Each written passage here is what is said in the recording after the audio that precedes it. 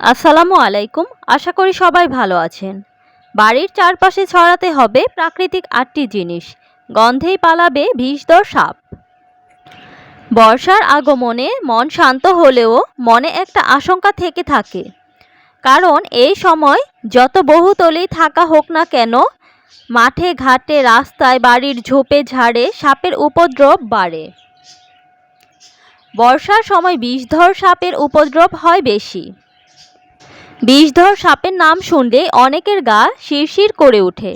আতঙ্কে অনেকে সাপের ছবি পর্যন্ত দেখেন না। সাপের ভয় কাটাতে অনেকে আবার তাবিজ পড়েন বা মন্ত্র পড়েন।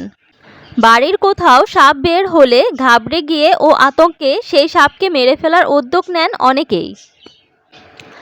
অনেকেই হয়তো জানেন না, বর্ষার সময় বিষাক্ত প্রাণীদেরকে না মেরে তাড়ানোর রয়েছে বেশ কিছু ঘরোয়া টোটকা। বিশেষজ্ঞদের মতে সাপ ভয় পেয়ে আক্রমণ করে, ফলে সাপকে বিরক্ত না করলেই ভালো। সাপকে ঘরের চারপাশ থেকে দ্রুত তাড়ানো যায় সহজেই।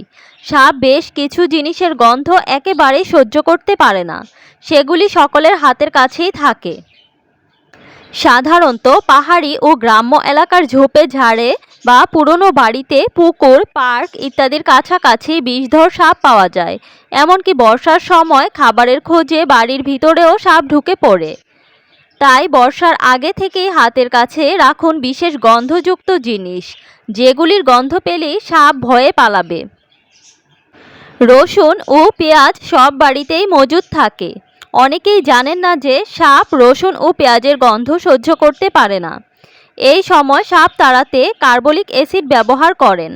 এই অ্যাসিড কিন্তু সাপকে মেরেও ফেলতে পারে। এই রাসায়নিকের কারণে সাপ অত্যন্ত অসুস্থ বোধ করে। এছাড়াও পুদিনা ও তুলসী পাতা থেকে নির্গত গন্ধও সাপ সহ্য করতে পারে না। এছাড়াও লেবুর রস, ভিনেগার ও দারুচিনির তেল মিশিয়ে স্প্রে করলে সাপ আসার সম্ভাবনা অনেকটাই কমে যায়। পাশাপাশি অ্যামোনিয়ার গন্ধও সাপ সহ্য করতে পারে না। অ্যামোনিয়ার গন্ধ পেলে সাপ অনেক ভয় পেয়ে পালিয়ে যায়। একটি গবেষণায় উল্লেখ করা হয়েছে, সাপ শুধুমাত্র শ্রবণ ক্ষমতার মাধ্যমে খাদ্য খুঁজে পায়। সাপ কেরোসিনের গন্ধও সহ্য করতে পারে না। তাই বর্ষার সময় চেষ্টা করবেন এই জিনিসগুলো হাতের নাগালেই রাখার। আজকের ভিডিওটি এই পর্যন্তই। ভিডিওটি ভালো লাগলে লাইক, কমেন্টস অ্যান্ড শেয়ার করে পাশে থাকবেন। ভালো থাকবেন সবাই। আসসালামু আলাইকুম।